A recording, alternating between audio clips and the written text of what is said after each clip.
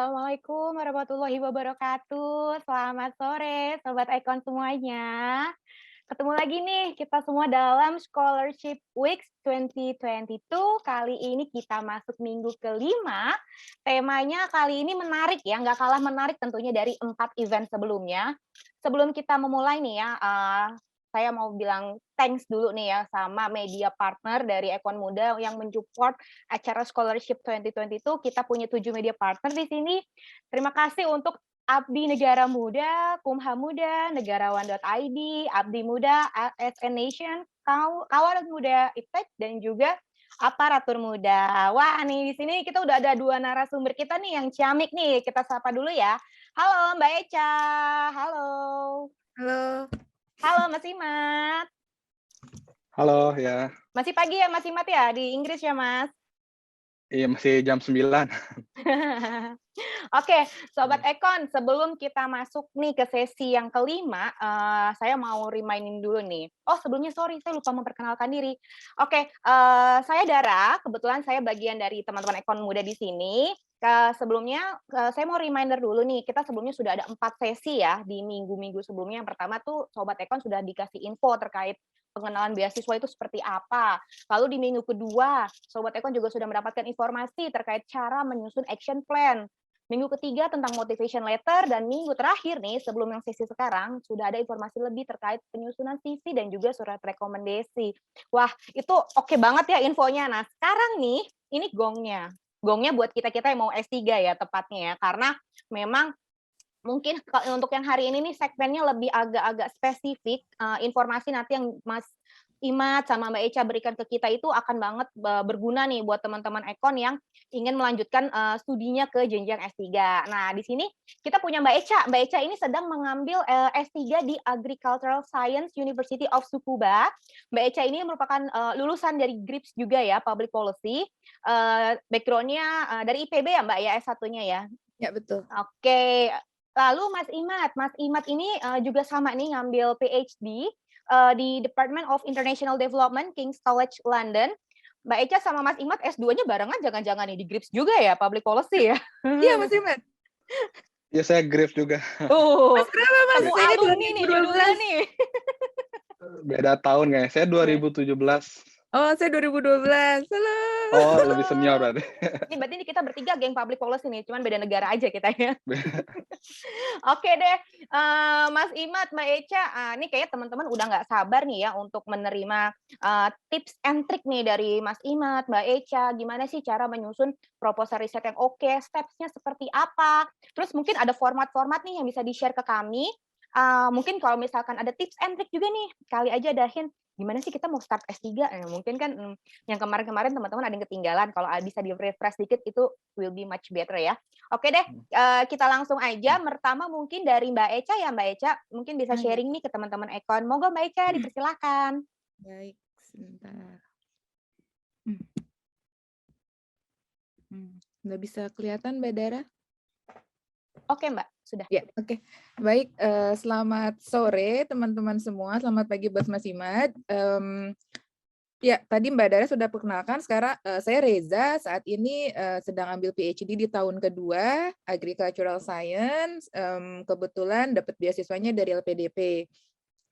Kali ini saya akan berbagi pengalaman, tidak terlalu lebih ke akademis atau apa, karena di sini bukan mengajar ya, hanya lebih ke sharing pengalaman aja ya Mbak Dara ya. So, saat saya mengambil S3, ada 3 hal yang perlu diingat, karena saya berbagi pengalaman ini berdasarkan pengalaman berburu beasiswa LPDP ya Mbak ya. Karena salah satu persyaratan beasiswa LPDP untuk S3 itu adalah adanya proposal penelitian. Nah, kadang teman-teman itu suka bingung untuk memulai S3, aduh gimana nih belum punya proposal penelitian, bikinnya gimana. Berdasarkan pengalaman saya pribadi, itu ada 3 hal yang harus kita persiapkan terlebih dahulu. Yang pertama itu adalah research interest-nya mau kemana, kemudian dicari research gap-nya, dan apa itu research contribution-nya.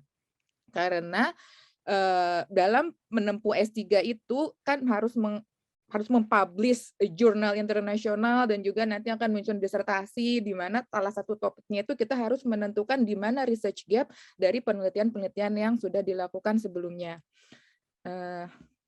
Nah, bagaimana cara mencari research interest? Yang pertama itu menggali minat atau bidang keilmuan yang ingin didalami. Itu bisa lebih dari satu subjek. Sumbernya dari mana? Itu bisa dari pekerjaan atau pendidikan sebelumnya. Untuk pengalaman saya pribadi, saya bekerja di Deputi Bidang Koordinasi Pangan dan Pertanian, dan sebelumnya saya bekerja di Kementerian Kehutanan. Jadi minat saya tuh lebih ke yang berbau lingkungan dan juga agriculture. Kebetulan di kantor saat itu saya menangani komoditas kelapa sawit. Saya gali-gali lagi, kemudian kebetulan penelitian S2 saya juga masih terkait dengan kelapa sawit. Jadi dalam saya sudah punya gambaran, saya akan tetap fokus ke kelapa sawit dan isunya dengan keberlanjutan atau sustainability. Ini yang research interest ini yang memang kadang agak tricky karena bagaimana nanti kalau mengambil S3 tapi nggak sesuai dengan background S1 atau background S2-nya dengan pekerjaan sekarang nggak nyambung. Itu ya bisa diakali. Jadi mau fokus ke berkaitan dengan kepekerjaan atau background pendidikan sebelumnya supaya saling terkait. Yang kedua ini research gap-nya. Harus menentukan di mana area yang memerlukan penelitian lebih lanjut dari research interest kita. Untuk contoh saya tadi itu di kelapa sawit. Kelapa sawit ini aspek mananya yang perlu digali lebih lanjut. Apa yang saya lakukan ya tentu saja selain dari materi-materi atau ya yang berhubungan dengan pekerjaan juga harus membaca publikasi ilmiah. Yang saya lakukan itu selalu terngiang sampai sekarang. Dulu dosen pernah bilang untuk cari ide awal minimal baca 20 jurnal deh katanya. Kalau bisa itu yang internasional. Kan jurnal juga macam-macam, ada yang panjang, ada yang pendek. Kalau tips saya pribadi, saat saya membaca jurnal, yang pertama saya lakukan saya itu hanya membaca abstrak. Abstrak dulu saya baca, kemudian pendahuluan dan akhir ke kesimpulan. Malah bodinya jarang saya baca dulu. Karena kenapa? Kalau di abstrak sudah ketahuan tujuan apa dan konklusinya seperti apa. Di pendahuluan kenapa? Harus dibaca pendahuluan. Ada latar belakang. Kenapa latar belakangnya penelitian itu dilakukan. Kemudian juga ada celah atau gap dari penelitian-penelitian sebelumnya sehingga pentingnya dia melakukan penelitian yang papernya dipublish itu. Kemudian di kesimpulan itu biasanya suka ada peluang further research-nya seperti apa, bisa ketahuan juga gap-nya atau disclaimer kekurangannya seperti apa di kesimpulan. Yang ketiga, kemudian tentu saja dibaca daftar-daftar pustakanya, kan saling terkait. Nah, saat membaca publikasi ilmiah itu, apapun yang terlintas di benak, dicatat aja mana yang menggelitik. Contohnya saya tertarik di kelapa sawit tentang sustainability-nya. Kenapa? Karena banyak yang bilang kelapa sawit buruk untuk lingkungan, A, B, C, D, E, F. Penelitian apa yang pernah dibaca? Ternyata kelapa sawit sudah punya sertifikasi, tapi sertifikasi tidak diakui. Dicatat lagi, kenapa ya kira-kira orang nggak mau mengakui sertifikasi kelapa sawit? Itu dicatat hal seperti itu. Nah, kedua, bisa juga berdiskusi dengan calon supervisor jika sudah ada. Kalau misalnya belum ada, bagaimana? Kalau misalnya topiknya masih berkaitan dengan latar belakang pendidikan S1, S2, S2, itu bisa juga saat kita telah membaca jurnal, kemudian kan mungkin nanti ada kira-kira pertanyaan yang menggelitik. Nah, itu bisa didiskusikan dengan calon supervisor jika sudah ada, atau dengan dosen juga, kalau memang masih memaintain kontak dengan dosen. Kebetulan saya sih sampai saat ini juga komunikasi dengan dosen pembimbing S1 dan S2 masih jalan via email. Kemudian kalau memang itu berhubungan dengan pekerjaan juga bisa berdiskusi dengan rekan kerja. Untuk pengalaman saya berdiskusi dengan pimpinan karena alhamdulillah dapat pimpinan yang juga memang support ke anak buahnya untuk melanjutkan studi. Dan cara lainnya dengan teman atau kenalan yang juga sedang menempuh pasca sarjana.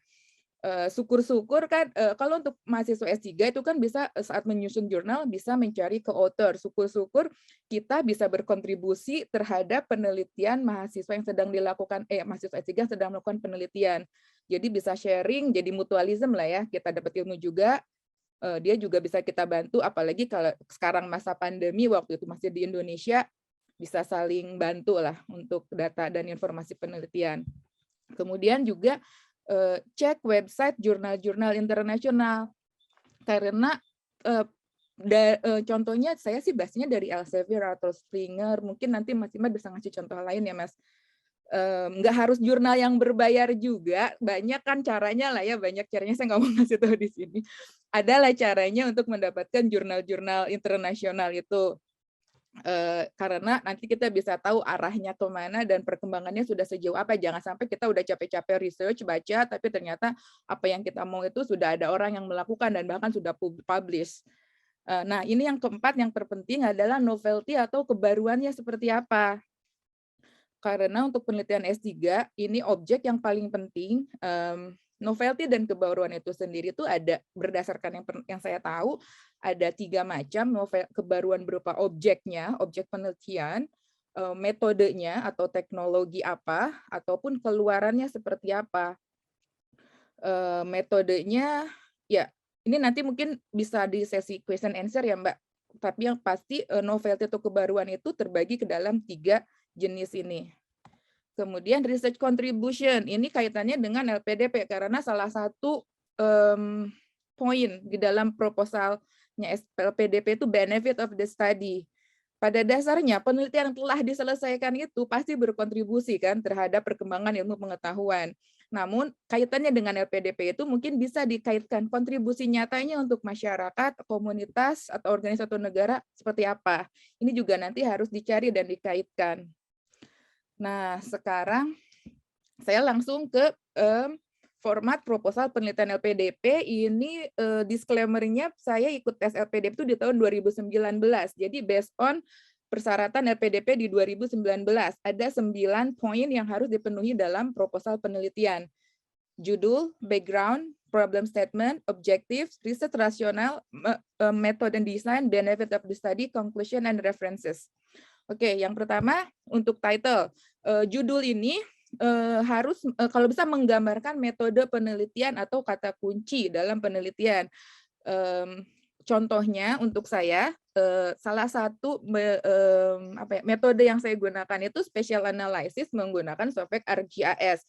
Jadi dalam judul saya, draft judul saya itu ada kalimat spatial analysis of oil palm sustainability based on bla bla bla.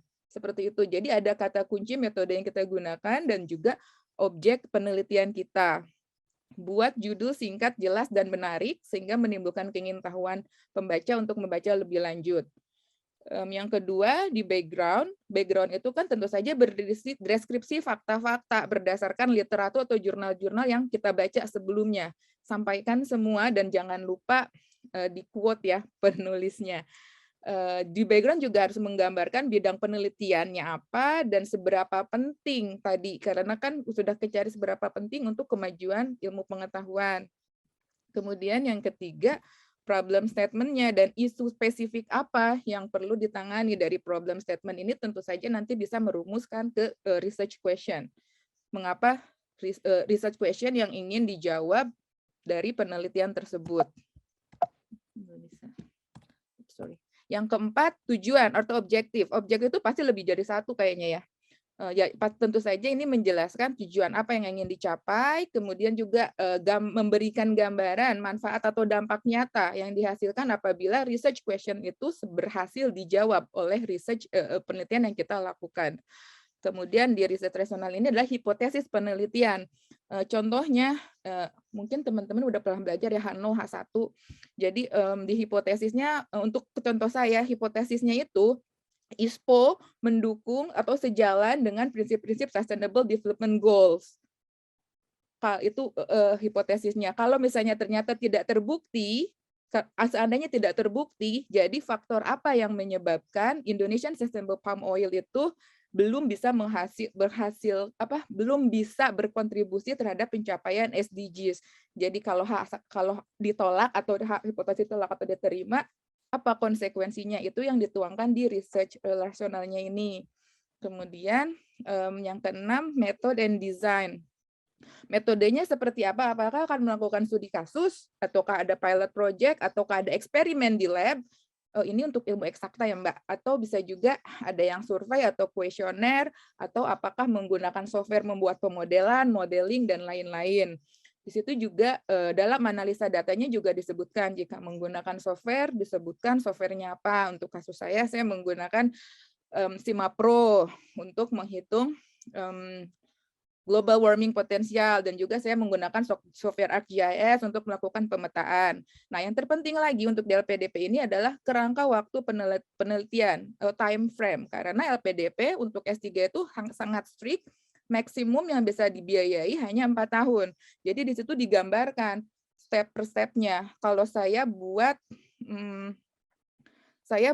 karena program saya ini pada intinya bisa diselesaikan dalam waktu 3 tahun. Jadi di dalam letter of acceptance saya itu hanya 3 tahun. Jadi saya membuat time frame selama 3 tahun. Dari mulai diterima sampai nanti graduate. Ini harus dibuat jelas. Nggak usah sampai per hari, tapi saya buat per minggu. Atau per bulan juga bisa deh, per bulan. Karena kan 3 tahun cukup lama ya, dibuat per bulan.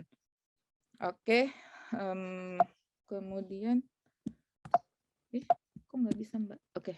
Nah, yang nomor 7 itu adalah benefit of the study. Benefit of the study itu menjelaskan kembali sesuai tujuan penelitian yang di awal dan dikaitkan dengan kontribusinya, karena pengalaman saat interview LPDP, reviewer itu betul-betul membaca dan ditanya lagi, kenapa kamu jauh-jauh pengen studi kelapa sawit ke Jepang? Kan di Jepang nggak ada kelapa sawit. Apa manfaatnya untuk Indonesia? Apa kontribusinya untuk Indonesia, bla bla bla. Karena oh iya juga di Jepang kan nggak ada kelapa sawit, kenapa harus jauh-jauh ke sana? Saat itu jawaban saya, karena masih sangat terbatas sekali publikasi-publikasi internasional untuk kelapa sawit yang apalagi yang berbahasa Inggris, masih terbatas publikasi kelapa sawit internasional.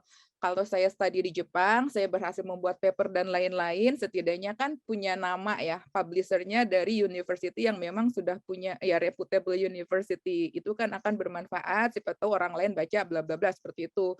Karena memang betul-betul saya itu dicecernya di benefit of the study. Kenapa kamu harus jauh-jauh sekolah ke Jepang hanya untuk belajar kelapa sawit? Gitu. Kemudian yang ke-8 ini ada conclusion. Nah, untuk LPDP ini, conclusion itu bukan kesimpulan penelitian ya, karena namanya proposal kan, belum ada penelitiannya dong. Jadi di conclusion-nya LPDP ini, mengapa penelitian itu sangat penting dilakukan, dan juga ya potensi kita dijelaskan di situlah kenapa diperlukan penelitian dan kenapa Anda layak untuk menjadi kandidat LPDP mendapatkan beasiswa untuk melakukan penelitian itu di negara pilihan Anda. Seperti itu. Yang terakhir nomor 9 ya tentu saja cantumkan semua sumber literatur yang disampaikan di proposal.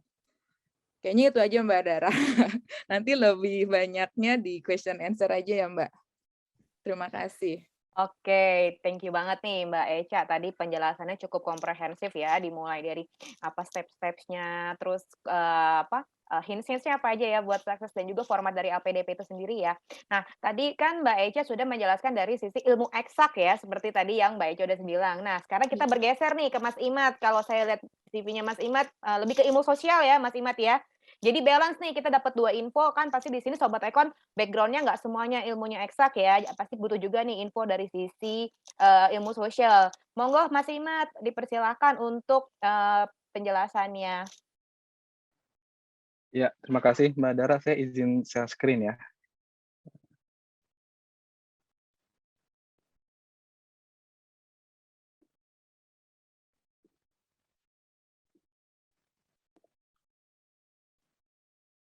Sudah bisa kelihatan belum ya? Kelihatan ya? Oke. Kelihatan. Ya, siap.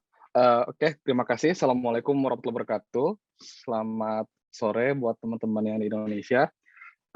Sekali lagi saya ucapkan terima kasih kepada Ekon Muda yang sudah mengundang saya untuk mengisi acara hari ini. Saya diminta untuk sharing mengenai menyusun proposal riset gitu ya. Tadi sudah disampaikan oleh Mbak Dara juga bahwa kalau tadi bahasnya lebih ke eksak, mungkin saya akan bahas di aspek sosial.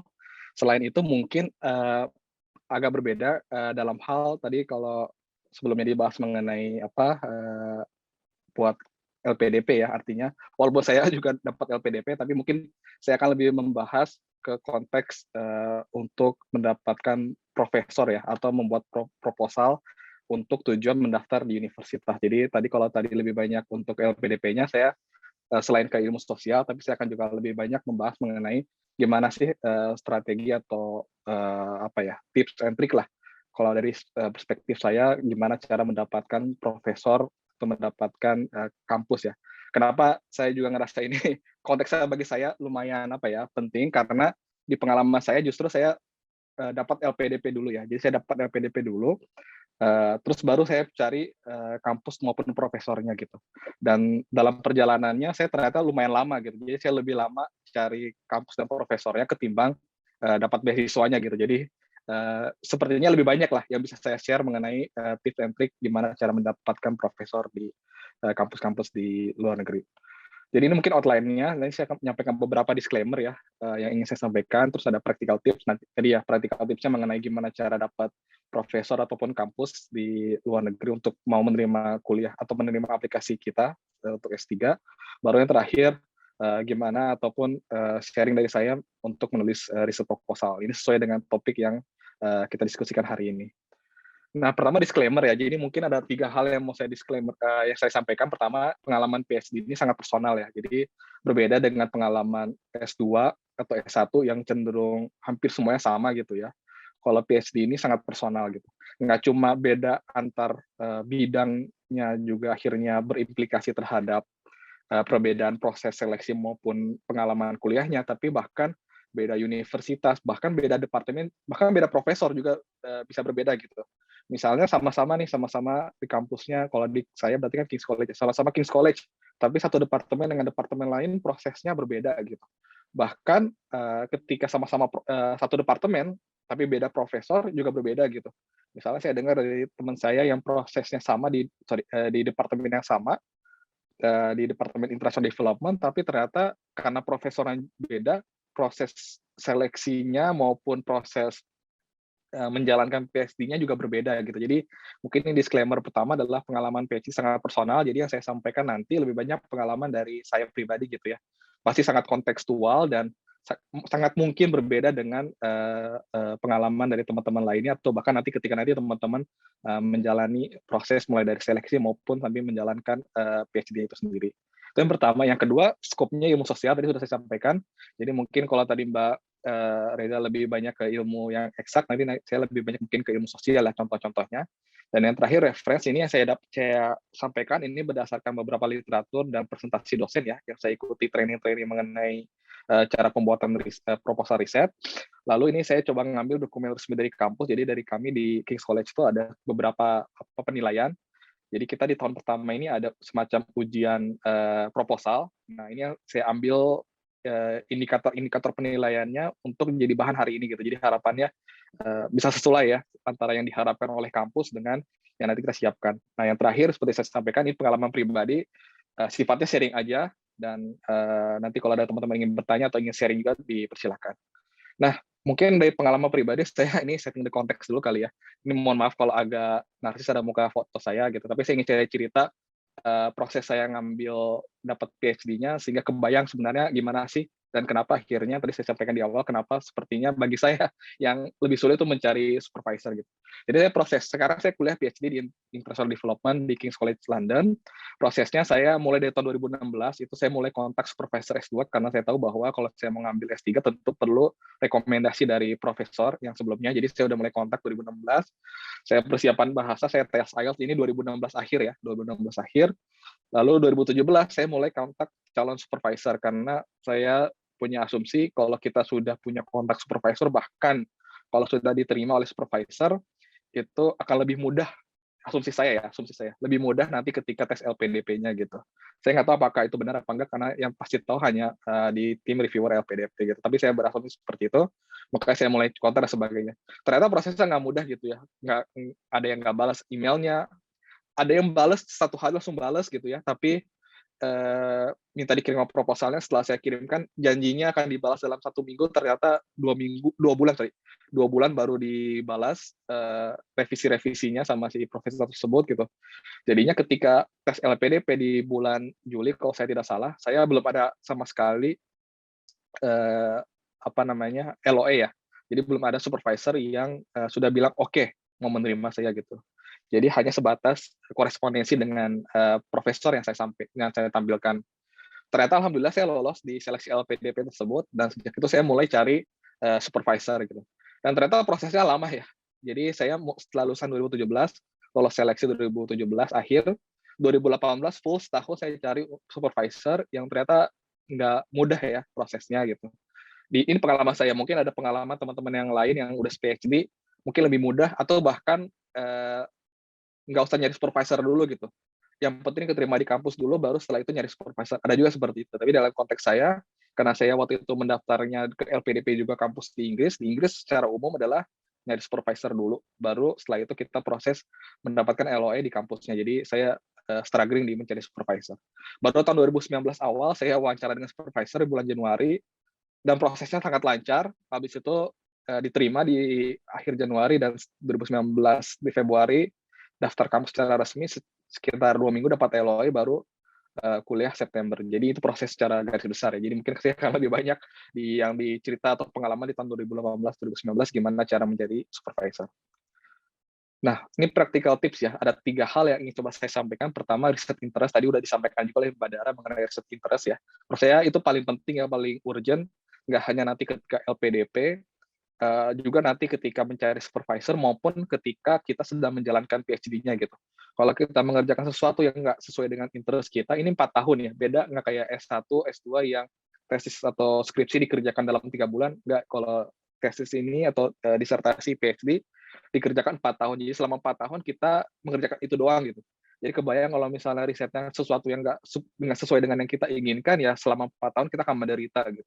Tapi kalau misalnya kita mengerjakan suatu riset yang sesuai dengan interest kita, saya bisa bilang bahwa pengalaman 4 tahun ke depan, walaupun berat, pasti akan menyenangkan karena kita mengerjakan sesuatu yang kita suka. Yang kedua, finding supervisor. Yang ketiga, ini pertanyaan yang mengenai masterpiece, apakah ini menurut saya penting sih, karena saya banyak juga di pengalaman saya pribadi selalu struggling dengan perdebatan di kepala saya, bentuk hasil apa sih yang ingin saya hasilkan dari PhD saya gitu. Nah, ini nanti akan jelaskan agak di belakang. Nah, pertama riset interest ya. Nah, mungkin saya agak perdebatan apakah perlu narrow, artinya sangat sempit, atau broad ya. Kalau menurut saya mungkin ini perdebatan yang paling awal saya ingin sampaikan adalah narrow yang paling ideal ya, karena PhD itu beda dengan tesis maupun S1 ataupun skripsi S1 maupun tesis S2, yang dimana kita bisa agak luas. Kalau PhD itu benar-benar dalam gitu, benar-benar spesifik. Kenapa? Karena dengan semakin spesifik kita bisa semakin pakar di bidang tersebut. Karena yang ingin dihasilkan dari PhD itu menjadi orang yang pakar di bidang tertentu gitu, bukan menjadi orang yang pakar di generalis gitu ya, tapi pakar menjadi seorang yang sangat spesifik gitu. Jadi PhD itu pada intinya kalau bagi saya adalah bagaimana kita bisa meneliti sesuatu yang sangat spesifik. Jadi kalau misal dari awal teman-teman sudah punya ide yang sangat spesifik, menurut saya bagus ya, dan luar biasa, itu paling ideal gitu. Nah, supervisor juga ini mungkin penting karena mereka hanya bisa membimbing topik yang sesuai dengan risetnya mereka. Nah, ini kalimat yang disampaikan oleh supervisor saya waktu saya pertama kali email, ketika saya nanya apakah menerima student, beliau menyampaikan bahwa menerima dengan prinsip bahwa proposalnya sesuai dengan minat dan risetnya gitu. Dan minat dan riset profesor di luar negeri itu sangat spesifik, mereka sama sekali nggak mau ngomong sesuatu yang di luar bidangnya gitu. Bahkan ketika saya sampaikan bahwa saya tertarik di bidang ekonomi pembangunan, extractive industry dan environment, dari awal profesor saya sudah menyampaikan bahwa nggak bisa environment karena saya bukan bidangnya, nggak punya expertise itu. Kalau mau bahas economic development dan extractive industry, oke, kita siapkan kita buat proposalnya gitu. Jadi kalau misalnya narrow itu penting menurut saya agar kita bisa gampang dapat dengan supervisor. Nah, tapi mungkin menurut saya ada juga hal dalam hal ini, masalah yang topik yang lebih broad ya. Ini konteksnya ketika saya gitu. Jadi waktu saya daftar PhD juga saya dalam keadaan masih galau ya. Mungkin kalau tadi Mbak Reza udah lumayan clear ya bahwa ingin meneliti tentang sawit. saya waktu itu masih agak sedikit galau sih. Saya tertarik economic development, saya tertarik extractive industry, tapi saya juga tertarik environment, gimana nih caranya gitu. Nah, saya merasa bahwa dengan itu tentu justru menurut saya waktu itu adalah lebih fleksibel ya. Artinya kemungkinan saya untuk mendapatkan supervisor bagi saya waktu itu kayaknya lebih mudah gitu. Nah, ini mungkin saya agak berubah strategi. Jadi ketika tahun 2017-2018, saya awalnya ngerasa bahwa karena PhD ini sangat spesifik, saya harus benar-benar spesifik nih dalam hal membuat proposal maupun mencari supervisor. Tapi setelah 2018, saya merasa bahwa kayaknya saya perlu berubah strategi karena nggak dapat supervisor. Akhirnya saya coba lebih broad gitu. Jadi lebih kepada ini kalau bahasa email saya ke supervisor waktu itu adalah saya sampaikan saya punya interest di intersection between economic development, extractive industry, and environment gitu. Nah, ini yang saya membuat saya lebih fleksibel dalam hal menyusun topik maupun mengontak supervisor. Nah, itu sebelum PhD. Nah, selama PhD juga saya mencoba untuk fleksibel karena bagi saya prinsipnya adalah PhD ini adalah training bagi saya, belajar. Jadi selama PhD ini ketika akhirnya nanti diminta oleh supervisor melakukan sesuatu, saya akan terbuka ya. Akhirnya berubah topiknya maupun proses kuliahnya gitu. Nah, tapi mungkin satu hal yang perlu saya sampaikan bahwa catatannya adalah walaupun fleksibel, kalau bisa teman-teman punya satu yang menjadi prinsip gitu ya. Misalnya kalau saya pribadi waktu itu benar-benar pingin topiknya tentang economic development dan pakai metodenya kuantitatif gitu misalnya. Jadi saya benar-benar pakai itu ketika supervisor mulai coba kualitatif gimana gitu, saya tetap boleh kualitatif tapi ada aspek kuantitatif ya biar mix method. Nah, akhirnya saya ada mix metodenya untuk metodologi. Jadi lebih walaupun fleksibel tapi tetap ada kayak semacam prinsip yang harus tetap kita tegakkan gitu. Misalnya juga kalau misalnya teman-teman di PNS pasti kan pinginnya riset tentang Indonesia ya. Nanti ketika di luar negeri mulai tuh karena profesor yang ngerasa nggak kurang ngerti tentang Indonesia mulai nanya kira-kira kalau risetnya kasusnya nggak Indonesia gimana gitu. Nah, itu yang mungkin perlu menjadi prinsip bahwa bagaimanapun saya mau riset tentang Indonesia gitu. Dalam konteks saya alhamdulillahnya dosen saya memang orang yang ngerti Indonesia, tesis disertasi beliau tentang Indonesia jadi nggak terlalu mendapatkan masalah dalam konteks studi kasus ya. Nah, ini yang mencari supervisor ya, yang ini yang menurut saya cukup tricky ya, kalau dalam konteks ketika cari supervisor dulu baru nyari kampus. Nah, yang pertama yang perlu ditekankan adalah supervisor itu adalah kunci kesuksesan ya. Jadi sepintar apapun kita semua, sejenis apapun kita semua, kalau kita mendapatkan supervisor yang lagi sial nih ya, kita mendapatkan supervisor yang dalam tanda kutip tidak kooperatif, kita akan kesulitan dalam menjalankan PhD-nya gitu. Karena bagaimanapun interaksi kita di kuliah PhD itu hanya dengan supervisor. Ini sekali lagi konteksnya konteks kuliah model di UK ya, yang hubungannya erat dengan supervisor. Jadi kuncinya apa? Pertama cek reputasi, cek jurnalnya, apakah tulisannya memang bagus, terus apakah sering melakukan kolaborasi dengan studentnya, bisa menjadi indikator kalau misalnya hanya banyak nih kita lihat studentnya banyak gitu, tapi ternyata lebih banyak beliau nulis sendiri gitu, jarang nulis dengan sama studentnya, berarti sepertinya kurang ada aspek kolaborasi dengan student gitu ya. Terus yang kedua bisa juga dengan email studentnya nanya apakah student profesornya seperti apa dalam perjalanan PhD. Saya kebetulan waktu itu nanya senior saya yang juga dibimbing oleh beliau, sudah pulang, udah lulus dan kerja di Penas. Saya tanya, katanya wah santai. Dosennya gimana ya 0811? Ya. Ya, jadi profesor menyampaikan dapat info bahwa profesornya santai, tidak terlalu ketat, dan akhirnya wah berarti lumayan nih, bagus nih. Sama yang berikutnya Twitter ya, menurut saya ini yang luar biasa dan saya baru ketahui ketika saya di luar negeri. Kalau di Indonesia mungkin Twitter banyak dengan buzzer dan sebagainya, tapi kalau di luar negeri dan di dunia akademik ternyata Twitter itu menjadi semacam info akademik ya. Jadi saya luar biasa banyak dapat info dosen, jurnal riset dan sebagainya dan conference dari Twitter gitu. Jadi mungkin bisa dilihat. Nah, yang berikutnya adalah cek red flag ya. Artinya ini beberapa hal yang saya dapatkan dari teman-teman saya. Jadi ketika kontak ke profesor dan profesornya satu langsung nanya, kamu apakah punya funding? Kalau punya funding bisa kita terima. Nah, itu udah menurut saya red flag ya. Artinya bahwa wah ini ternyata si dosennya menganggap kita sebagai Asian piggy bank gitu ya. Artinya yang kita bisa bawa uang dari Indonesia, nanti mau kita risetnya nanti ngaco apa enggak peduli, yang penting udah dapat uang dulu gitu. Nah, ini menurut saya agak jadi red flag ya.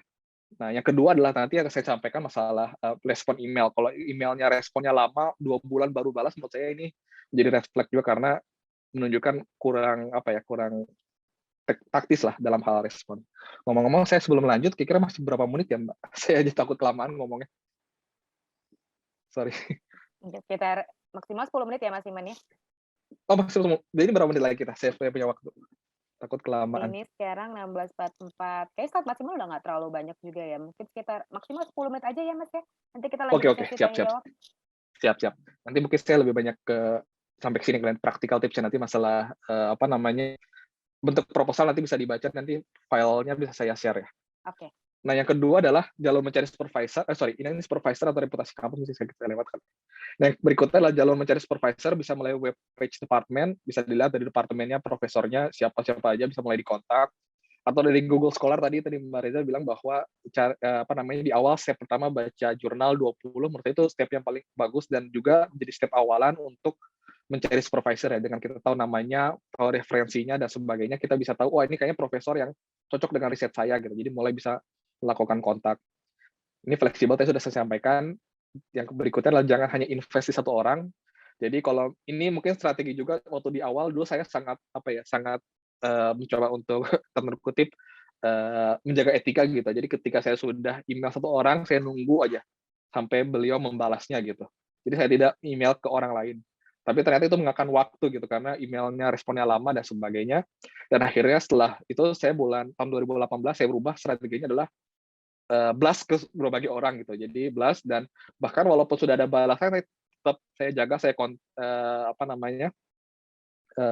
tetap saya kontak mereka, tetap saya buat proposalnya, sehingga saya bisa jaga gitu. Kenapa? Karena satu, kepastian finalnya adalah ketika mendapatkan LOE gitu. Jadi ketika profesor yang lumayan,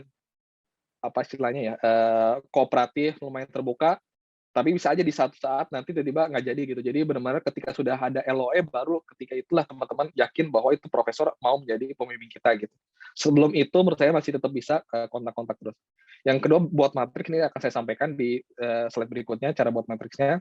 Lalu email first atau proposal first. Nah ini juga mungkin strategi yang menurut saya di awal, ini bisa diperdebatkan sih, tapi waktu di awal saya bikin proposal dulu, bikin proposal 3 bulan, saya email ke profesor, ternyata email ke profesornya nggak dibalas, saya harus buat proposal baru lagi untuk email ke profesor lain lagi, yang itu benar-benar text time ya waktu itu ya. Jadi akhirnya saya ubah strategi, saya kirim email dulu ke profesor, ketika profesornya respon, baru saya bilang, oke, saya akan mengirimkan proposal dalam waktu seminggu misalnya. Nah ini email profesornya, subjeknya singkatan padat, misalnya contoh di awal, inquiry from a prospective PhD student, sebuah di emailnya, introduction, nama, pekerjaan, dan sebagainya ya. Dan kalau misalnya teman-teman udah punya pengalaman riset, ada jurnal, itu bagus banget kalau misalnya disampaikan. Yang kedua, riset interest juga disampaikan di body emailnya, general, riset gap, riset interestnya ya, baik secara umum, kekurangannya apa selama ini di riset gap-nya, sama riset objektifnya question maupun nanti di method. Langsung jangan lupa disampaikan connection to supervisor expertise, misalnya karena Anda fokus dan punya kepakaran di bidang A, makanya saya tertarik dengan riset Anda dan ingin menjadi student Anda gitu, misalnya seperti itu. Dan lalu terakhir adalah closing gitu. Nah itu jangan lupa di follow up setelah 2 minggu. Kalau misalnya setelah di follow up 2 minggu tidak ada respon, berarti satu, mereka tidak tertarik. Kalau yang kedua, kalaupun mereka tertarik, artinya mereka kurang tektok, kurang responsif dengan email kita. Menurut saya ini bisa jadi tadi ya red flag, mulai coba kita ubah prioritasnya ya, jangan ke profesor itu karena nanti akan mempengaruhi proses kita nanti kuliah PhD-nya. Ini matriks profesornya coba saya buat ya, ini namanya yang saya lakukan dulu ya. Jadi saya langsung nge-list ada sekitar beberapa profesor dengan topik tertentu. Kalau nama sama universitasnya ini ya istilahnya karangan saya gitu. Mungkin nama pemain bola. Tapi kalau riset interest ini beneran ya. Jadi waktu itu saya benar-benar nge-list riset interestnya ini saya ambil dari webnya dari kampus. Saya lihat dan saya buat kayak semacam matrix. Oh berarti kalau misalnya yang si Rashford sama Smith ini saya pakai satu proposal. Kalau untuk si Kane, Henderson sama si Maguire saya pakai proposal yang kedua gitu karena topiknya lumayan mirip gitu. Jadi saya buat top 2 proposal. Saya nggak buat, kalau misalnya dulu saya mungkin akan membuat 5 proposal ya, tapi untuk yang setelah itu saya buat strategi, saya buat menjadi hanya 2 proposal. Nah yang berikutnya menurut saya penting adalah masterpiece apa tidak ya. Ini mungkin esensi PhD yang perlu ditekankan bahwa yang pertama adalah PhD ini salah satu hal yang sangat challenging, yang perlu dedikasi yang sangat tinggi gitu ya untuk bisa sukses ya. Tapi yang perlu ingat adalah PhD ini adalah training process to be an independent scholar or researcher gitu.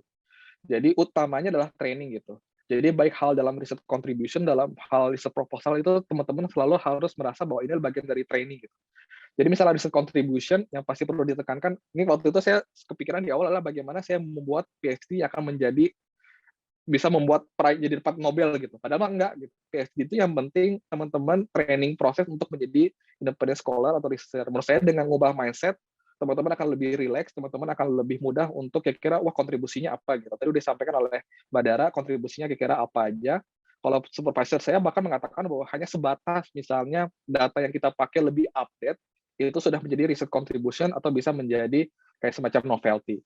Nah, termasuk dalam hal menurut research proposal, sekali lagi perlu ditekankan bahwa ini research proposal adalah intinya profesor ingin melihat sejauh mana kita bisa berpikir secara sistematis dan menggunakan pemikiran akademik gitu ya. Hanya ingin melihat seperti itu gitu. Jadi teman-teman nggak usah khawatir, wah proposal saya harus luar biasa, harus menjadi dasar untuk kita mendapatkan Nobel, enggak gitu. Karena bagaimanapun research proposal itu 80% akan berubah nanti ketika sudah menjalani PhD-nya. Jadi jangan terlalu khawatir. Yang penting teman-teman bisa menunjukkan bahwa proposal ini adalah proposal yang kuat secara akademik dan secara sistematis bagus gitu. Jadi ini mungkin gambaran ya mengenai proses pencarian PhD. Nah ini berarti research proposal mungkin saya akan lebih cepat aja. Atau kalau misalnya waktunya sudah habis, mungkin saya akan cukupkan sampai di sini. Nanti akan kita lebih banyak diskusi kali ya Mbak Dara. Mungkin Lanjut sementara aja, itu dulu dari saya. Nggak apa-apa, Mas. Lanjut aja. I give you Oh, masih lanjut? Oke. Oke. Menarik Siap. soalnya, Mas. Lanjut, Mas.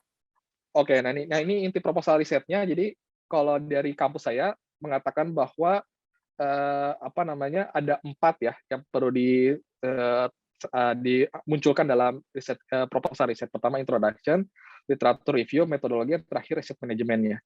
Nah, pertama introduction. Nah, ini checklist ya yang disampaikan di dokumen kampus saya. Pertama adalah provide a context for the study gitu. By highlighting the important or substantive reference of the topic. Jadi intinya ingin tahu bahwa topik yang kita sampaikan itu benar-benar penting untuk kita lakukan. Misalnya tadi kalau dari Mbak Dara ya, dari Mbak Reza tadi mengenai sawit, berarti menunjukkan bahwa nih sawit ini misalnya peranannya penting di Indonesia gitu ya. Dan itu bisa menjadi konteks ya. Kalau dalam hal saya, karena riset saya tentang hubungan global value chain dengan resource-based industrialization, saya sampaikan bahwa resource-based industrialization ini muncul di berbagai negara, termasuk di Indonesia, gitu, terutama setelah commodity boom selesai. Yang kedua adalah provide focus literature review, terus sampaikan apa yang sudah diketahui dan yang belum diketahui. Nah, saya sampaikan yang sudah diketahui adalah hubungan antara sumber daya alam sama industrialisasi. Kita kenal namanya resource curse hypothesis atau kutukan sumber daya alam. Lalu sudah diketahui juga bahwa bagaimana global value chain ini mempengaruhi industrialisasi suatu negara. Nah, ternyata yang belum diketahui adalah hubungan antara resource curse sama global value chain. Nah, ini yang saya anggap sebagai research gap ya. Nah, ini yang ketiga, position the study sebagai upaya untuk kita mengatasi limitation or gap in the literature. Makanya saya bilang bahwa tesis saya mencoba untuk fill the gap by examining how the emergence of global value chains affect trajectory of resource-based industrialization in Indonesia gitu. Jadi yang saya sampaikan di proposal saya. Lalu discuss the potential contribution. Saya sampaikan contribution satu tadi ya, menghubungkan global value chain dengan resource curse. Yang kedua adalah konteks Indonesia karena saya lihat belum banyak fokus di Indonesia. Nah, yang berikutnya adalah literature review. Nah, mungkin saya akan coba ini kali ya. Ini aja. Nah, literature review ini penting nih, checklistnya pertama adalah clearly identify and describe the theories that dan mendasari studi kita, justify your choice of theories and ensure the literature review is current, ya, artinya up to date gitu ya. Yang berikutnya adalah literature review ini untuk tadi ya, tujuannya pertama membuat teori framework atau teori, yang kedua adalah hypothesis development, yang ketiga adalah bikin research question. Mungkin saya bisa next aja kali ya. Ini juga saya next. Nah, ini metodologi juga penting. Ini riset checklist dari kampus saya. Pertama adalah pendekatan kita pakai, metodenya apa, sumber datanya apa, dan analisisnya teknik analisisnya seperti apa. Saya sampaikan mixed method. Ini kuantitatif, terus ada variable interest-nya apa, data source-nya apa, data analisisnya apa. Kalau kualitatif juga saya sampaikan data collection-nya, interviews, data analisisnya seperti apa. Dan yang penting juga adalah ternyata kalau kita menyampaikan metodologinya harus didasari oleh reference ya. Jadi misalnya saya sampaikan bahwa saya pakai indikator gross value added karena digunakan di berbagai riset lain, gitu. Jadi ada hubungannya dengan referensi. Lalu saya sampaikan global value chain, global value chain participation juga digunakan di riset lainnya. Nah, jadi tetap harus dikaitkan dengan referensi yang lain. Nah, ini riset manajemen, jadi ini adalah gambaran konkret bagaimana kita mengejawantahkan yang ada di proposal dalam bentuk full riset, makanya perlu ada semacam outline ya, dari chapter 1 sampai chapter 10. Yang terakhir ada riset manajemen timeline, mulai dari, tadi kalau dari Mbak Reza sudah sampaikan juga per bulan ya, ini juga saya tulis per bulan, nanti termasuk key milestones-nya. Gitu. Mungkin itu dari saya, mohon maaf kalau misalnya agak kepanjangan dan agak terburu-buru di akhir, semoga bisa mendapatkan insight ya. Sekali lagi terima kasih. Assalamualaikum warahmatullahi wabarakatuh. Waalaikumsalam warahmatullahi wabarakatuh. Makasih ya Mas Imad, penjelasannya panjang banget nih, tapi menarik sekali. Di sini nih Mas Imad lebih detail menjelaskan terutama tentang how to find a supervisor ya. Itu kayaknya challenge banget ya untuk menjadi mahasiswa S3 untuk mendapatkan profesor itu challenging banget. Tadi Mas Imad udah jelasin kendala-kendala yang selama ini Mas Imad lalui ya untuk sampai mendapatkan supervisornya seperti apa, dan PhD itu personal banget, jadi kita tuh harus enjoy the topics ya Mas ya. Jadi kalau kalian merasa topiknya nggak bonding sama diri kalian, pasti bakalan boring banget ngejalanin sekian tahun itu aja yang dikerjain tuh pasti, aduh nggak kebayang deh. Makanya itu penting banget nih untuk menemukan interest-nya di mana. Lalu red flag-nya juga seperti apa, tadi lengkap banget ya dari Mas Imad ya penjelasannya. Oke, sekarang kita masuk ke sesi tanya jawab ya Sobat Ekon ya. Ini udah ada penanya nih, satu nih dari Mbak Lucy. Halo Mbak Lucy. Nah ini Mbak Lucy punya pertanyaan nih buat Mbak Ica sama Mas Imad. Jadi Mbak Lucy ini latar belakang pendidikannya S1, S2-nya keperawatan. Tapi sekarang beliau itu sudah fungsional sebagai analis kebijakan. Nah, topik riset saya baiknya bagaimana ya? Saya masih galau nih untuk topik risetnya. Nah, monggo nih kalau ada usul. Lalu ada pertanyaan juga nih, kalau LPDP, nah kan Mbak Ica sama Mas Imad LPDP ya, batas usia PNS untuk S3 kan 42 tahun. Tapi ada juga nih para medis bisa sampai 47 tahun. Mungkin kalau Mbak Eca dan Mas Imad ada informasi terkait hal tersebut, monggo dijawab. Dari Mbak Eca dulu. Oke, baik, terima kasih. Mbak Lucy, sepertinya jadi pertanyaannya itu terkait ya, karena kalau berarti Mbak Lucy ini ASN ya, saya asumsikan ASN karena batas umurnya sudah 42 sudah lewat. Nah, jika memang mau langsung mengejar ke LPDP, beasiswa LPDP dengan batas umur 47 tahun kan berarti mau nggak mau topiknya itu harus berhubungan dengan keperawatan. Nah, ada satu pertanyaan lagi Mbak, di instansi Mbak tempat bekerja itu kan untuk LPDP, untuk ASN harus ada izin atasan dan direkomendasikan oleh instansi terkait. Apakah nanti memungkinkan Mbaknya itu analis konsultan kebijakan. Apakah instansi tempat Mbak bekerja mengizinkan untuk mengambil topik yang memang lebih ke teknis, ke keperawatan?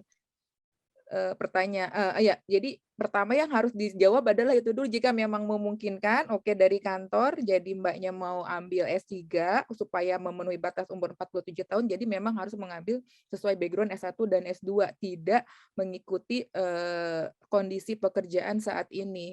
Karena beberapa instansi kan memang sangat strict ya, apakah sesuai dengan kebutuhan instansi atau tidak untuk jurusan staf ASN yang akan melanjutkan tugas belajar. Kalau dari saya seperti itu. Mas Imad, ada jawaban lain? Ya, terima kasih ya. Mungkin karena saya bukan PNS, mohon maaf ya, bukan PNS juga, dan saya nggak tahu apakah kebijakan LPDP saat ini sudah berubah seperti apa. Mungkin menurut saya pertama mungkin bisa dikonfirmasi ulang kali ya ke LPDP untuk administrasi sebagainya. Tapi kalau untuk topik riset, menurut saya sih harus ada kombinasi antara background riset dengan background pendidikan maupun riset yang akan kita lakukan gitu, karena bagaimanapun kampus akan melihat atau profesor akan melihat apakah kita punya pengalaman untuk melakukan riset tersebut gitu. Mungkin akan ditanya misalnya, kamu udah pernah melakukan metode itu apa belum gitu, apakah kamu pernah melakukan riset tentang ini apa belum gitu. Itu menurut saya sih bakal ditanya gitu ya, karena prinsip profesor adalah, saya nggak tahu kalau di kampus lain ya, tapi setahu saya sih secara umum mereka tidak mendapatkan tanda kutip insentif ketika membimbing gitu.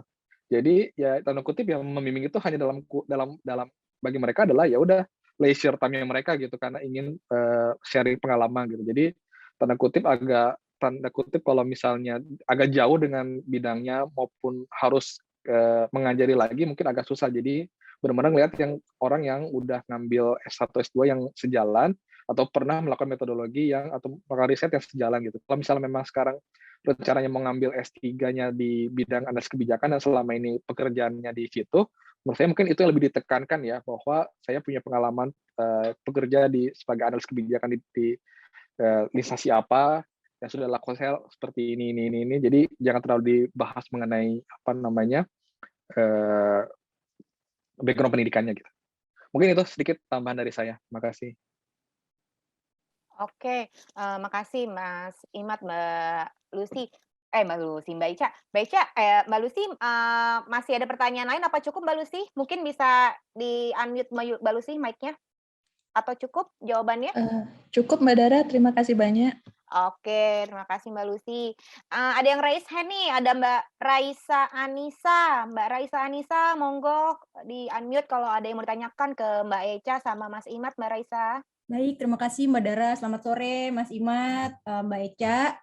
Saya Raisa, mau tanya, sebenarnya kan pasti kalau nge-apply PhD beberapa harus terus ya apply. Nah, saya ada di tahap saya nunggu satu final decision dari universitas nih. Jadi udah go through prosesnya lumayan banyak dan udah ditolakin beberapa juga. Nah, sebenarnya baiknya untuk saat ini saya tunggu dulu sampai final decision atau saya tetap coba apply juga nge-approach untuk supervisor di kampus lain, karena ada satu yang saya pengen banget tapi memang agak lama, dia udah bilang final decision akan 8 minggu lagi. Nah, baiknya apakah karena sekarang pembukaan AAS juga LPDP gitu, sementara yang saya apply untuk PhD kampus gitu. Beasiswa kampus. Nah, baiknya kalau kayak gini menurut pengalaman Mbak Ica dan Mas Imad gimana sih? Apakah saya tunggu final decision dulu atau saya tetap go through juga opportunity yang lain gitu? Makasih sebelumnya. Oke, makasih Mbak Raisa. Monggo Mbak Ica, Mas Imad dijawab langsung dulu. Oke, saya coba jawab ya. Makasih Mbak Raisa. Kalau menurut saya, Mbak ambil dulu juga peluang yang lain itu Mbak, karena pengalaman saya juga, saat itu saya juga sebetulnya apply untuk AAS, jadi saya approach beberapa dosen, ada di beberapa university. Kalau mungkin Mas Imad di awalnya hanya fokus di satu, kalau saya enggak Mas, di awal saya udah langsung tebar jaring. Saya udah langsung submit ke 5 profesor dari university yang berbeda di Australia, karena saat itu target saya adalah AAS. Ya karena kan ya, kalau jadi saran saya Mbak, tetap ambil juga apply untuk peluang yang lain.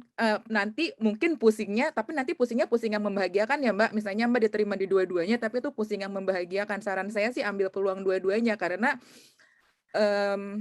ya sayang aja Mbak, waktunya lewat gitu. Apalagi kan Mbak nanti ada deadline juga untuk ngejar AAS. Saran saya kejar semua, tebar jaring aja, jangan hanya nunggu satu, karena selama kita belum dapat LOE atau menandatangani apapun, kita masih free, kita nggak punya terikat apapun dengan salah satu dosen atau apapun. Kalau seandainya Mbak Raisa ini mendapatkan tawaran di kampus B, ya it's his loss jadinya, gitu loh. Karena jadi kita juga punya nilai jual juga kan Mbak nantinya. Gitu aja sih dari saya. Iya. Sorry, kalau dari saya sih sebenarnya secara garis besar sepakat ya, benar yang disampaikan. Tadi kalau di awal mungkin saya strateginya saya benar-benar nunggu satu persatu gitu ya, karena saya mikir ya ini kayaknya lebih etis gitu. Ternyata menurut saya benar tebar jaring aja, bahkan kalau ujung finalnya menurut saya ketika sudah dapat LOE bahkan beasiswa gitu. Jadi kalau udah dapat LOE dan beasiswa barulah ketika itu kita udah firm milih profesor itu gitu. Tapi kalau selama itu belum ada, menurut saya kita bebas ya untuk memilih yang lain, bahkan mengontak yang lain gitu. Dan menurut saya itu kayaknya mungkin ini ya sebenarnya sangat subjektif ya. Ada profesor yang nggak suka, tapi kebetulan waktu itu profesor saya sangat terbuka ya, nanya apakah saya ngontak ke profesor yang lain, apakah ada lagi ditunggu. Saya sampaikan secara terbuka dan nggak ada masalah gitu, karena ini kan bagian dari ini ya, sama-sama berusaha dapat sesuatu gitu ya. Kalau misalnya selama kita belum ada kontrak secara resmi tanda tangan, benar tadi menurut saya sih kejar aja semuanya gitu. Apalagi kalau misalnya udah ada batasan waktu ya, karena kan beasiswa maupun nanti kan pasti ada batasan waktu dan susah kalau kita harus nunggu semuanya satu-satu gitu. Mungkin itu dari saya sedikit. Terima kasih. Oke, apa sudah cukup menjawab Mbak Raisa? Ya, Dari sudah. penjelasan. Siap, makasih. Oke, baik. Ini pertanyaannya makin banyak, makin sore makin panas ya sepertinya ya. Saya bacain satu-satu deh ya Mas ya. Ini ada yang bertanya terkait siapa nih? Halo Pak Hariski Harit. Bagaimana jika bidang S1 dan S2-nya berbeda? Tadi kayaknya sudah sempat dijelaskan juga ya. Lalu ada juga nih dari Mbak Indah Purwanti. Untuk membuat proposal, apakah perlu ada data-data observasi awal? Misalnya jika mau studi kasus pada suatu daerah tertentu, atau cukup penguatan di kajian teori dan metodologi. Ada juga pertanyaan dari Pak Prasetyawan. Untuk daftar LPDP nih, maupun apply ke universitas, seberapa penting pengalaman research sebelumnya? Apakah cukup kalau hanya dari skripsi dan tesis? Apakah proposal kita harus terkait dengan penelitian sebelumnya? Misal kalau S3 berarti harus terkait nggak nih sama S2-nya? Seberapa penting keterkaitannya dengan antara job description dengan proposal riset? Ada dari Mas Rio khusus buat Mbak Reza nih. Seberapa berpotensinya dapat beasiswa jika kita sudah punya LOE dari profesor di Jepang? Wah, kayak Mas Rio ingin lanjut ke Jepang nih kayak Mbak Reza nih. Ada lagi dari Mas Sakti. Background pendidikan saya S1 dan S2-nya di teknik, namun untuk S3 saya berencana ingin mengambil di bidang manajemen. Oke. Apakah ada tanggapan dari Mas Imad dan Mbak Reza kira-kira baiknya seperti apa? Selain itu bagaimana memulainya? Karena saya agak bingung nih karena bidangnya berbeda dari teknik ke manajemen. Apakah saya memulai dengan mencari jurnal-jurnal yang berhubungan dengan manajemen? Pertanyaan terakhir dari Mas Bambang, very antusias. Wah, antusias sekali. Yang pertama, untuk email of professor pertama kali, apakah yang perlu dilampirkan? Selain CV mungkin, tadi kayaknya Mas Iwan sempat jelasin ya. Lalu untuk LPDP, lebih baik yang mana antara novelty tapi kurang aplikatif atau novelty tapi aplikatif? Nah, ini kayaknya cocok sih sama penjelasan Mbak Riza tadi. Monggo Mbak Reza sama Mas Imad, dipersilakan untuk menjawab. Mbak Eca dulu ya, Mbak Eca. Monggo Mbak Eca. Oke, saya jawab dari Mas Rio dulu ya, karena untuk Jepang. Jadi, Mas, kalau boleh tahu LOE-nya itu LOE dari profesor atau dari universitas? Karena kalau untuk LPDP yang diperhitungkan itu LOE dari universitas. Saat saya apply LPDP, saya juga sama dapat, tapi bukan LOE disebutnya. Kalau dari profesor itu katanya disebutnya hanya surat bukan recommendation ya istilahnya, tapi disebutnya bukan LOE oleh pihak LPDP. Jadi saya kan ngotot, saya udah dapat LOE, LPDP ini bukan LOE kalau dari profesor. LOE yang mereka maksud adalah di-seal oleh President of University. Jujur itu peluangnya juga bisa besar karena menunjukkan ke LPDP bahwa sejak dari awal sudah ada profesor yang mau membimbing risetnya Mas Rio nanti. Tapi sekali lagi dipastikan Mas, apakah itu LOE dari profesor atau university. LPDP hanya menerima dari university. Seperti itu. Kemudian mana lagi ya Mbak? Untuk tadi yang S1 dan S2-nya berbeda, jangan khawatir, S1 saya juga berbeda. S1 saya itu kehutanan, S2-nya di planologi sama public policy. Sekarang S3 saya ngambil agricultural science. Tapi karena ini sekaligus menjawab pertanyaan Mas Pras, apakah pengalaman riset sebelumnya cukup dari skripsi atau tesis? Ini yang terjadi pada saya, karena background saya kan sejak lulus kuliah tuh langsung jadi PNS ya, untuk pengalaman riset-riset hampir dibilang nggak ada. Jadi yang saya lakukan juga hanya skripsi dan memang tesis. Background S1 dan S2 juga berbeda, tapi untuk saat apply S3 ini saya perkuat dari pengalaman bekerja dan subjeknya ini apa. Jadi sepertinya nggak ada masalah kalau kita memang interest-nya sudah kuat mau melakukan riset di bidang apa. Dari kehutanan dan public policy kok sekarang ngambil agricultural science. Jadi saya menjual dirinya itu dari pengalaman bekerja dan banyak-banyakin baca di jurnal tadi itu. Karena dengan banyak baca jurnal itu semakin membuka dan semakin banyak baca, semakin banyak nggak tahu sebetulnya. Oh ternyata saya nggak tahu ini, seperti itu. Terus apalagi Mbak? Tadi Mbak ada yang tadi saat membuat proposal, data-data observasi di awal itu seberapa butuh? Data observasi awal kalau memang dimaksud itu data primer, kalau memang memungkinkan baik, tapi kalau belum nggak memungkinkan ada data primer kan bisa dari secondary data aja, dari statistik atau rujukan literatur lain. Karena kalau untuk data primer nanti ya bisa akan baik kalau memang sudah ada memungkinkan waktunya, tapi kan kadang waktunya sempit. Saran saya sih ya cukup dari secondary aja atau ya rujukan-rujukan literatur lainnya aja, nggak harus data asli, karena percayalah saat mulai masuk kampus proposal pasti akan berubah ya Mas Imad ya. Percayalah proposal yang kita buat sekarang saat nanti kita masuk kampus itu akan berubah. Itulah kenapa tadi Mas Imad juga bilang tentang flexibility. Seperti itu. Apalagi Mbak? Satu lagi Mbak, tadi kan Mbak Reza ngejelasin masalah novelty itu ya di Oh research iya, itu. Nih ada yang tanya tadi untuk judul topik penelitian lebih baik novelty tapi kurang aplikatif atau novelty tapi aplikatif? harusnya dua-duanya. Oh, dua-duanya, oke. Kalau bisa sih dua-duanya, tapi kan lagi-lagi kalau untuk S3 ini kan yang dicari celah ya, gap kan, yang dicari gap atau ya kebaruan di gapnya itu seperti apa. Kalau kurang aplikatif, bukan ngeles ya, striknya itu ini akan menjadi masukan untuk policy maker, recommendation to on formulating policy for the government, bla bla bla. Seperti itu saya bawanya ke situ. Kalau memang itu kurang aplikatif, karena untuk yang saya sekarang juga kalau untuk diimplementasikan nih di Indonesia, maaf saya nggak bisa sebut ya Mbak, belum publish, itu cost-nya akan tinggi gitu loh. Cost-nya itu akan tinggi sekali kalau memang diaplikasikan. Jadi dibilangnya ya for policy recommendation seperti itu dibawanya. Dari saya mungkin itu dulu ya, kalau ada yang kurang Mas Imad. Oke, monggo Mas Imad kalau mau nambahin. Ya, terima kasih. Mungkin saya jawab satu-satu ya dari chat ini ya. Tapi beberapa udah banyak sudah disampaikan oleh Mbak Reza juga tadi. Pertama, jika bidang S1 dan S2-nya berbeda, ini juga saya sampaikan, saya juga berbeda ya. S1 saya hubungan internasional, S2 saya S2 pertama saya ngambil development studies ya. Tapi karena saya punya minat di bidang ekonomi, makanya saya ngambil S2 yang kedua yang di GRIPS itu, Mbak, saya ngambilnya di public policy, tapi saya ngambilnya di economic policy gitu. Karena untuk menambah lah pengalaman saya di bidang ekonomi gitu. Nah, baru saya S3 saya ngambilnya kembali lagi development studies gitu. Jadi kalau misalnya apakah S1 sama S2-nya berbeda, akan bermasalah apa tidak? Menurut saya sih enggak ya, enggak akan bermasalah.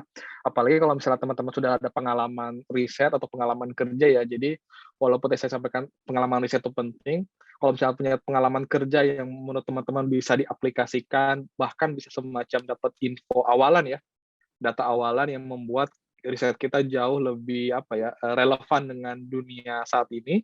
Menurut saya itu yang bisa ditekankan ya, karena saya ngerasa juga di kampus saya sekarang ini ada semacam urgensi gitu ya dari para dosen agar riset ini lebih bisa masuk diterima oleh pembuat kebijakan gitu. Jadi riset jangan cuma di jurnal doang, tapi masuk ke implementasi kebijakan. Dan kalau misalnya teman-teman bisa sampaikan di situ, menurut saya itu bisa menjadi nilai tambah di aplikasi teman-teman semua gitu.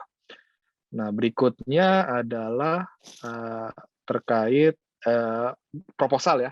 Tadi juga saya sepakat sih kalau misalnya untuk data awal, kalau misalnya data primer, menurut saya sih tidak perlu ya, karena ngabisin waktu dan sebagainya gitu. Menurut saya pakai aja jurnal-jurnal ataupun data yang ada di statistik maupun data yang ada di literatur, itu sudah menjadi data awalan gitu ya. Nanti diperkuat dengan teori dan metodologi gitu. Karena sekali lagi yang ingin dilihat oleh si profesor itu adalah bagaimana kita punya academic thinking gitu ya, punya gimana sih kita bisa menyusun proposal secara runut dan secara akademik gitu. Jadi kalau datanya juga masih belum terlalu update sih, menurut saya sih nggak apa-apa. Yang kedua adalah tadi saya kayaknya sama nih yang Mas Prasetyawan tadi pengalaman riset atau pengalaman kerja. Menurut saya tadi iya. Saya juga sama sih sebenarnya, walaupun saya kerja di bidang lembaga riset, sebenarnya riset saya yang saya selama ini saya kerjakan di lembaga riset ini nggak ada hubungan dengan riset interest saya gitu ya, karena lebih banyak sebagai konsultan juga gitu. Tapi saya sampaikan bahwa selama saya kerja di lembaga riset atau di konsultan, saya melakukan beberapa penelitian gitu. Nah ini saya coba tekankan gitu, walaupun saya nggak sampaikan bahwa ya sesuai dengan risetnya interest apa enggak gitu, sesuai dengan proposal apa enggak, tapi saya tekankan bahwa saya punya pengalaman kerja yang mungkin akan mendukung saya dalam menjalankan S3 saya. Nah, apakah terkait dengan penelitian kita sebelumnya? Enggak, karena S2 saya topiknya adalah tentang lingkungan dan carbon tax. S3 saya tentang global value chain, ini sangat berbeda. Enggak apa-apa, karena metodologi itu bisa diterapkan di mana-mana, tapi topik bisa berbeda gitu. Jadi menurut saya kalau metodologinya sudah kuat dan itu yang menurut saya dilihat, nanti topiknya apapun bisa mengikuti. Ini seberapa penting keterkaitan ini mungkin udah saya jawab ya. Nah, itu yang berikutnya terkait email, Mas. Email ke email ya? profesor. Iya, tadi Pak Bambang. Emailnya profesor, saya sama sekali pertama nggak menyampaikan nyantungan CV maupun proposal. hanya body email. Kenapa? Karena saya yakin profesor itu sibuk, hanya ingin melihat sebentar gitu. Bahkan nggak mau dalam tanda kutip buka downloadan CV gitu. Karena dia harus download dulu, harus open dulu gitu.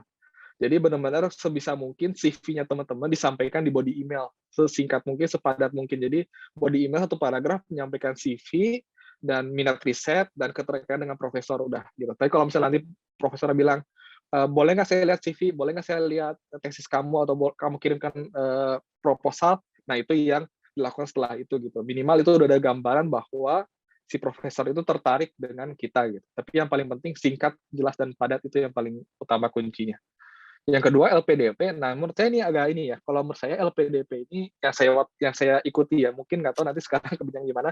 Yang paling penting itu tingkat aplikatif ya. Jadi walaupun maksudnya gini, novelty itu bisa kita cari ya. Bahkan tadi saya sampaikan, profesor saya mengatakan asal datanya baru itu udah ada novelty gitu.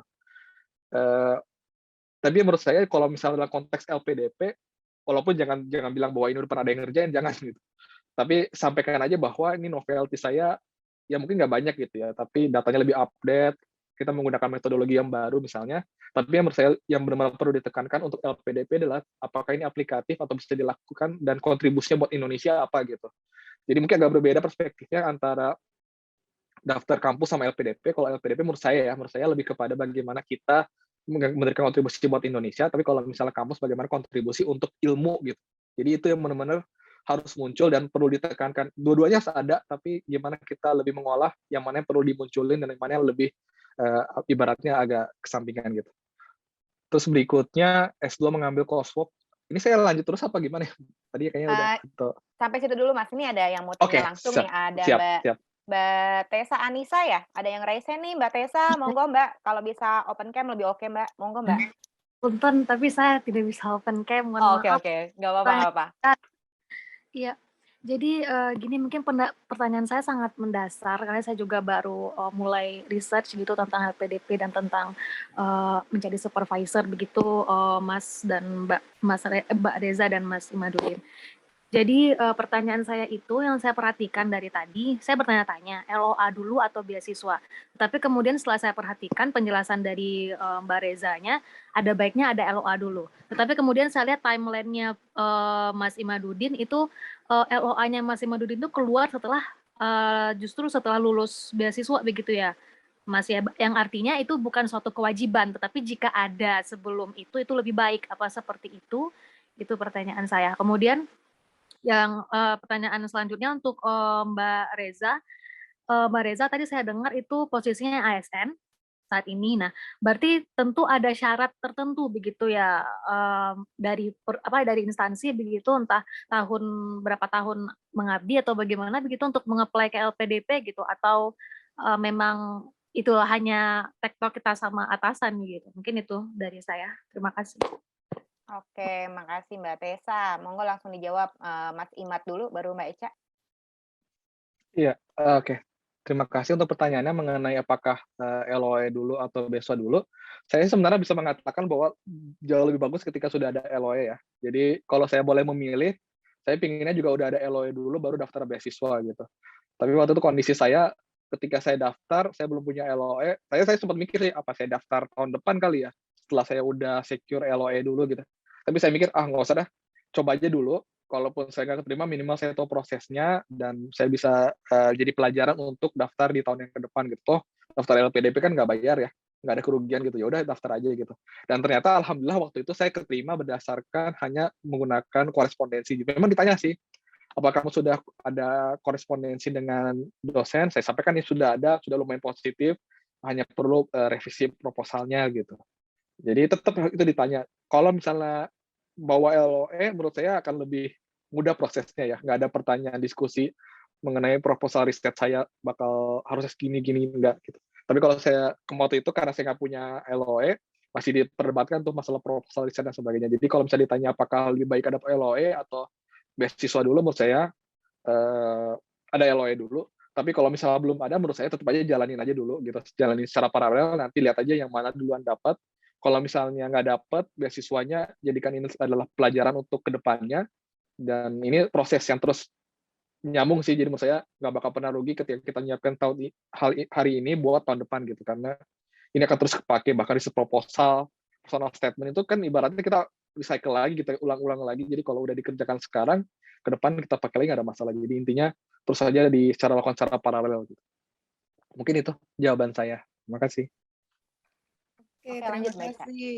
Mm-mm. Mbak Tessa, tadi saya bilang kan ada LOE dan tidak. Jadi sebetulnya untuk LPDP itu, jika sudah mempunyai LOE kondisional dari university, itu ada bukan jalur khusus ya, skema lainnya lagi, Mbak. Jadi ada dua tipe untuk mereka yang sudah mendapatkan LOE unconditional dengan mereka yang belum mendapatkan LOE, itu ada skemanya tersendiri. Jadi jika memang sudah dapat LOE unconditional, itu akan lebih baik dan bisa langsung memulai perkuliahan, karena LPDP ini, Mbak, tahapannya lumayan panjang ya, dari screening, bahkan nanti setelah dinyatakan lulus LPDP sebagai penerima beasiswa, itu ada namanya persiapan keberangkatan.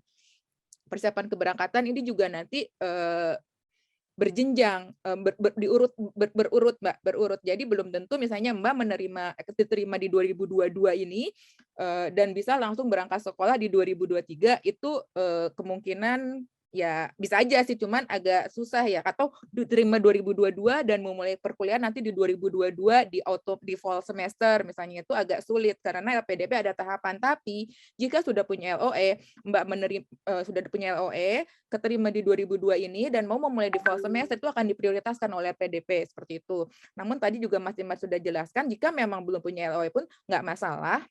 Kalaupun misalnya belum ada LOE, bisa diakali dengan tadi misalnya sudah ada korespondensi dengan calon supervisor, itu nanti bisa dilampirkan juga bukti-bukti email kita bahwa kita memang sudah punya willingness dan sudah ada effort untuk kontak supervisor, karena LPDP itu apalagi untuk S3 ingin memastikan bahwa memang ada yang mau membimbing kita gitu. Jadi studi kita itu memang menarik bagi profesor di luar sana.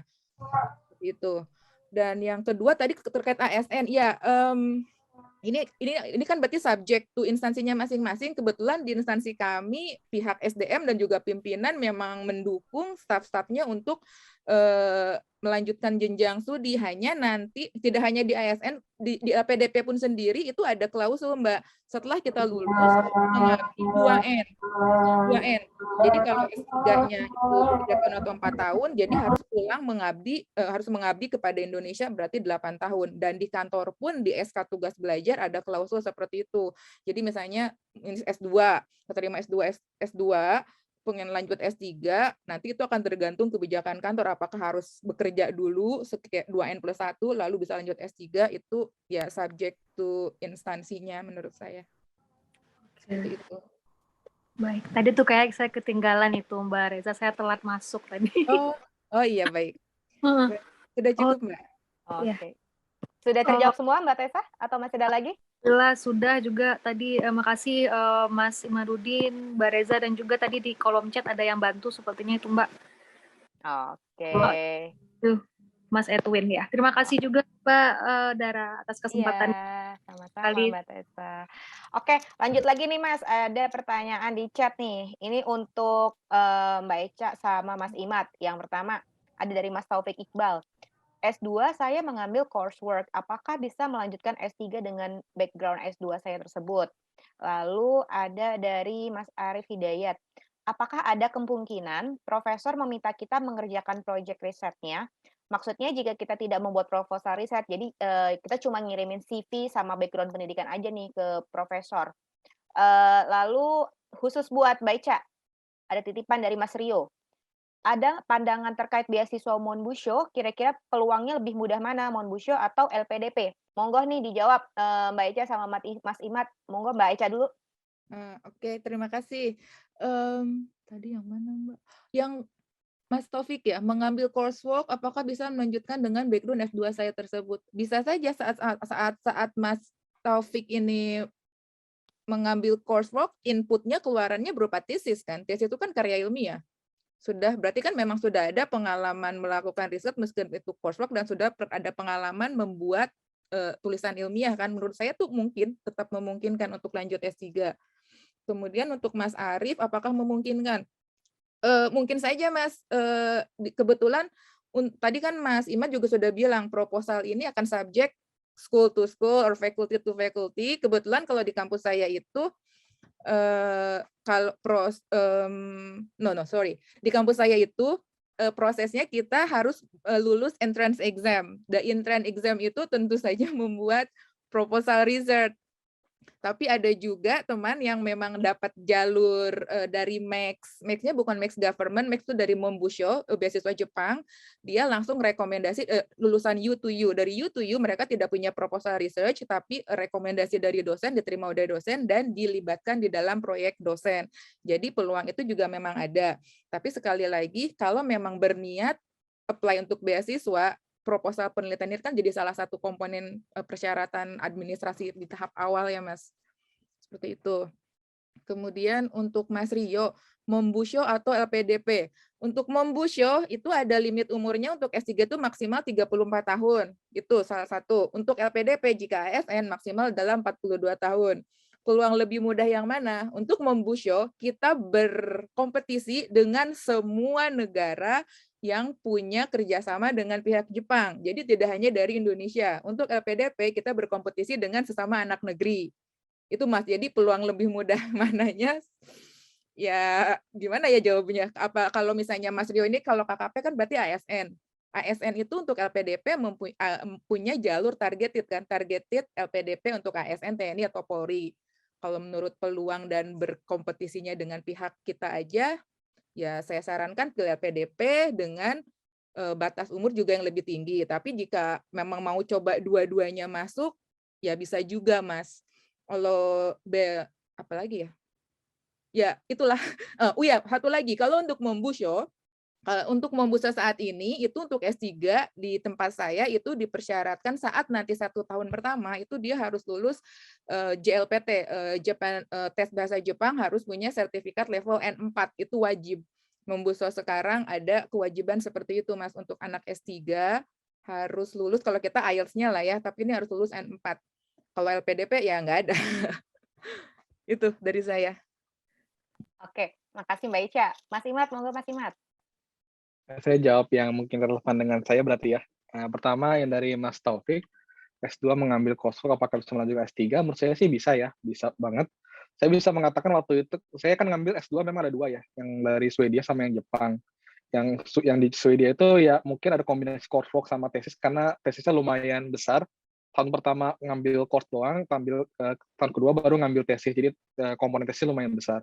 Tapi waktu di Jepang itu, di GRIP saya ngambilnya yang 1 tahun public policy, itu nggak ada tesis, justru adanya policy paper gitu, hanya 20 halaman.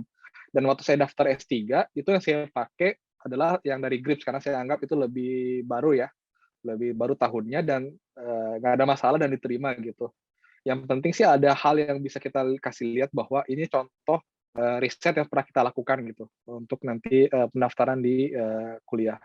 Terus yang berikutnya terkait dengan kemungkinan profesor minta kita mengerjakan proses risetnya, menurut saya ada ya, tadi udah disampaikan juga oleh Mbak Reza tadi, bahkan banyak sih menurut saya kasus seperti itu ya, terutama kalau misalnya teman-teman ngambil beasiswa yang diberikan oleh kampus gitu, karena tanda kutip powernya ada di mereka gitu ya, serah dong ini kan uang gua gitu, serah mau gue kasih untuk apa gitu, risetnya tentang apa gitu.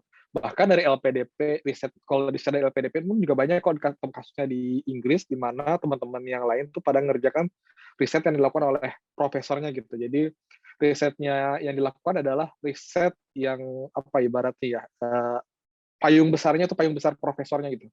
Terutama ini menurut saya banyak di teman-teman yang di bidang eksak ya. Jadi udah punya risetnya tentang A, ya udah nanti misalnya tinggal diganti teman-teman yang beasiswa itu yang baru masuk S3-nya mengerjakan dengan misalnya menggunakan materi yang lain atau metode yang lain gitu, tapi topiknya sama besar gitu, sama dengan profesornya, jadi sangat mungkin gitu ya.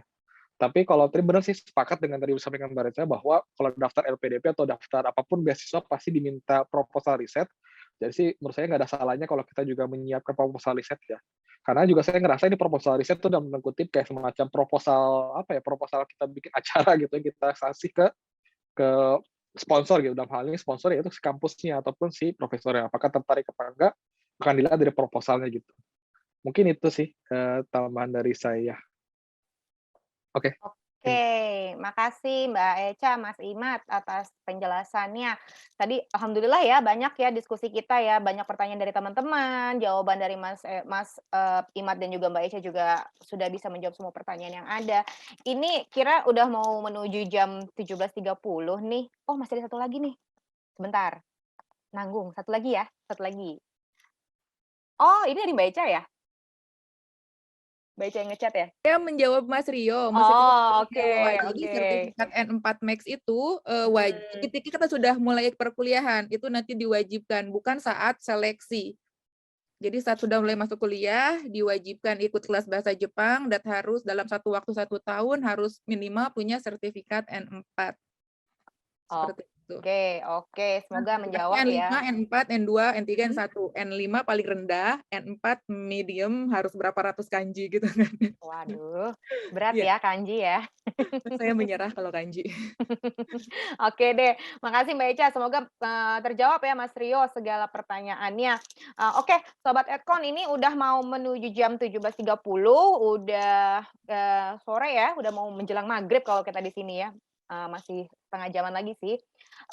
Baik, tadi saya mau izin review sedikit ya, tadi apa saja penjelasan dari Mbak Echa sama Mas Imad. Tadi sudah dijelasin nih, paling penting saya meng-highlight itu penting banget dapetin profesor. Aduh, itu terngiang-ngiang banget di otak saya nih gimana dapetin profesor. Soalnya kayaknya kalau saya ngeliat pengalamannya Mas Imad ya terutama panjang loh ceritanya. Jadi itu kayaknya wah kita kalau mau S3 harus well prepare banget itu untuk mendapatkan profesor. Intinya sih kalau saya nangkep kuncinya kepo ya. Rajin-rajin searching, rajin-rajin menggali ke diri sendiri. Aku tuh mau ngapain sih nanti sekolah tuh apa sih topiknya ya kira-kira. Jadi biar enjoy juga di kehidupan PhD-nya. Terus gimana juga tadi balik ke nentuin topik, gimana cara cari research interest, research gap, research contribution itu juga penting ya. Tadi Mbak Cia juga udah nyampein nih soal format dari LPDP ya. Itu mungkin format yang kemarin, mungkin untuk format terupdate bisa dicek lagi nanti di LPDP ya seperti apa. Lalu time frame tuh kayak penting juga ya untuk nentuin planning kita nih ke depan selama sekolah nih seperti apa. Dan yang terakhir semuanya jangan lupa untuk berdoa supaya cepat-cepat lulus dan dapat beasiswa ya. Jangan menyerah. Satu Iya. kali ditolak supervisor, sebar terus. Oke, tebar aja nanti pasti ada yang Tebar nyangkut salah satu ya. Intinya itu ya harus gigih. Karena hidup itu tidak mudah. Oke deh, makasih banyak ya Mbak Echa, Mas Imad atas waktunya dan kesediaannya untuk menjadi narasumber di sesi sharing hari ini. Semoga studinya lancar, jangan lupa pulang ke tanah air ya, Indonesia sudah menunggumu. Oke, lagi-lagi saya mau mengucapkan terima kasih nih untuk media partner Ekon Muda. Ada Abdi Negara Muda, Kumham Muda, Kawan Muda Iptek, Aparatur Muda, Negarawan.id, Abdi Muda, dan juga ASN Nation atas supportnya untuk acara Scholarship Week kita kali ini. Teman-teman juga jangan lupa ya untuk follow Instagram kita nih di Ekon Muda. Jangan lupa subscribe YouTube-nya. Jadi kalau teman-teman ketinggalan 4 sesi sebelumnya, kita tadi saya sudah sebut ada 4 sesi sebelumnya tentang pengenalan beasiswa, menyusun action plan, motivation letter, dan juga CV serta surat rekomendasi. Bisa teman-teman buka lagi atau juga yang ketinggalan sesi hari ini mungkin karena tadi masih sibuk rapat nanggung jadi baru join di akhir-akhir acara bisa nanti cek ke YouTube kita, dilihat nih rekamannya lengkap dari para narasumber yang tentunya ciamik nih semuanya nih. Terima kasih banyak ya Mas Iman, Mbak Echa, semoga sehat selalu di negeri orang, prokesnya dijaga ya, supaya sehat selalu. Teman-teman juga prokesnya jangan kendor dan jangan lupa vaksin booster. Oke, wabillahi taufiq wal hidayah. Wassalamualaikum warahmatullahi wabarakatuh. Selamat menikmati weekend, belum weekend ya, almost Friday ya. Belum. Ada weekend S3. Oh iya, lupa. Masih orang kantor, Mbak, masih orang kantor. Oke, terima kasih Sobat Ekon semuanya. Sampai bertemu di sesi berikutnya. Bye-bye.